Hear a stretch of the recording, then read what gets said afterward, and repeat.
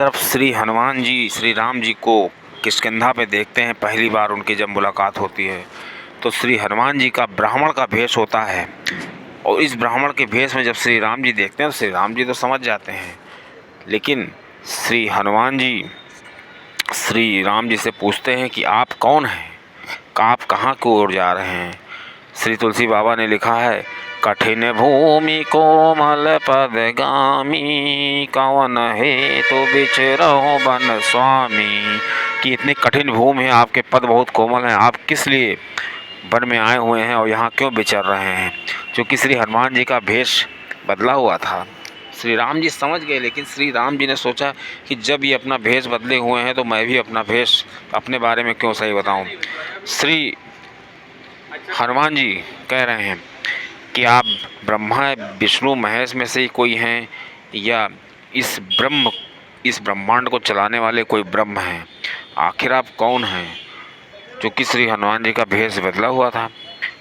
और श्री राम जी जो हैं वो अपना परिचय इस प्रकार देते हैं, कौशलेश दशरथ के जाए हम पितु वचन माने बन आए, राम नाम लक्ष्मण दो भाई, मतलब बताते मेरा नाम राम है और ये मेरे लक्ष्मण हैं, मेरे भाई हैं।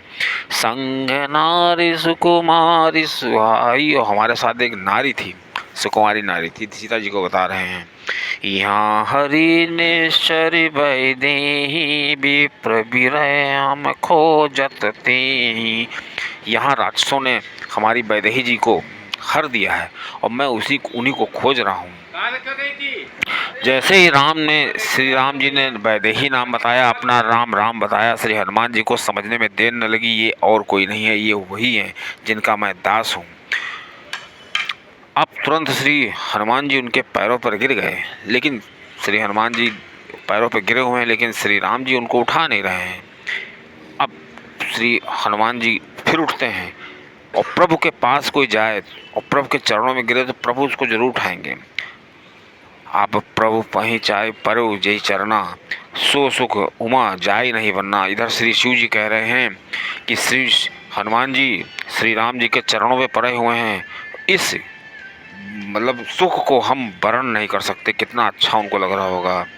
श्री राम जी किसी को गिरा हुआ देख नहीं सकते हैं, लेकिन चूंकि श्री हनुमान जी का भेष बदला हुआ था, जब भेष बदला हुआ है तो वो किस तरह से, मतलब भेष बदलने का मतलब है कि हम माया के रूप में है, कपट कर रहे हैं। जो हैं वो दिख नहीं रहे हैं और जो नहीं है वो जो दिख रहे हैं वो है नहीं। तो जब भी हमारे अंदर कपट होगा तो कभी भी हम जो है भगवान को नहीं पा सकते, क्योंकि कपटी व्यक्ति से मनुष्य भगवान को बहुत ही चिढ़ रहती है। और जैसे ही श्री हनुमान जी ने अपना भेष बदला, तुरंत श्री राम जी ने उनको उठा लिया। पुत्र जो है, श्री हनुमान जी सोचने लगे कि पुत्र जो है अगर उसको माँ अपनी छोड़ दे, मतलब माँ जो है अपने पुत्र को छोड़ दे और सेवक अपने स्वामी को छोड़ दे, तो बताइए कैसे दुनिया चल पाएगी। क्योंकि श्री हनुमान जी तो अपने आप को पुत्र, ये प्रसंग बताता है जब तक हम भगवान से कपट करते रहते हैं तब तक हम उनसे दूर रहते हैं, या हम सोचते रहते हैं कि हम कर लेंगे, ये मैंने किया है। जब हमारे पास कोई ऑप्शन नहीं होता है, केवल भगवान का सहारा होता है, तब भगवान सब काम छोड़ करके अपने भक्त के पास आते हैं। क्योंकि भगवान भक्त को ढूंढते रहते हैं और जो भक्त उनको दिख जाता है बस वो उसको गले लगा लेते हैं। जैसे श्री हनुमान जी को उन्होंने गले लगाया था। तब रघुपति उठाए और लावा, निज लोचन जल सींच जुड़ावा। और इस प्रकार श्री राम जी ने श्री हनुमान जी को अपने लोचन, अपने आंसुओं से उनका अभिषेक कर दिया। यहाँ तक कि कुछ तो विद्वान इस तरह कहते हैं कि श्री हनुमान जी तो शिव जी हैं, और इस प्रकार शिव जी का रुद्राभिषेक कर दिया, समझ लीजिए आंसुओं से उन्होंने। और इस प्रकार हमको श्री हनुमान जी जो होते हैं मूढ़ बोल रहे हैं कि जो संत का स्वभाव है, जो संत का स्वभाव होता है वो हमेशा क्या करता है कि वो मिलाता है, अच्छे मतलब निस्वार्थ भाव से लोगों की सेवा करता है। अब श्री हनुमान जी देखिए किस प्रकार संत हैं। श्री हनुमान जी ने श्री राम जी से कहा कि देखिए वो किष्किंधा है, वहाँ पर सुग्रीव रहता है और सुग्रीव से मिलना था श्री राम जी को।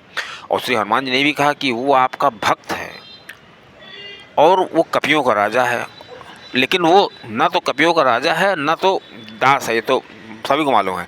लेकिन श्री हनुमान जी चूँकि संत हैं और उनका नेच स्वभाव है कि वो हमेशा अपने स्वभाव के अकॉर्डिंग लोगों की मदद करते हैं। तो इस प्रकार श्री हनुमान जी ने उनको मिलाया। अब लक्ष्मण जी बोल पड़े कि ये दास, आपने कहा कि जो सुग्रीव आपका दास है राम जी का, तो जो दास है वो मित्र कैसे हो सकता है? तो श्री हनुमान जी ने कहा कि मैं चाहता हूँ कि जो दास है वो मित्र बन जाए और जो दास की कुर्सी खाली हो उस पर हम बैठ जाएं। उसके बाद श्री हनुमान जी ने श्री राम और लक्ष्मण को अपनी पीठ पर बिठाया और पीठ पर बिठा करके उस पर्वत के पर ले गए, क्योंकि जब श्री राम जी ने कहा उनको बुलाओ तो श्री हनुमान जी ने कहा वो नीचे नहीं आ सकते, क्योंकि उस नीचे आएंगे तो बाली उनको मारेगा और बाली को श्राप है कि बाली जो नीचे आ नहीं सकता, इस पर्वत पे आ नहीं सकता। इसीलिए श्री हनुमान जी ने उनको पीठ पर बिठाया। अब दोस्तों कुछ विद्वान कहते हैं कि श्री हनुमान जी ने उनको गोद में बिठाया या अपने कंधे पर बिठाया, तो कंधे पर नहीं बिठाया, क्योंकि कंधे पर बिठाने से श्री हनुमान जी को पकड़ना पड़ेगा और जब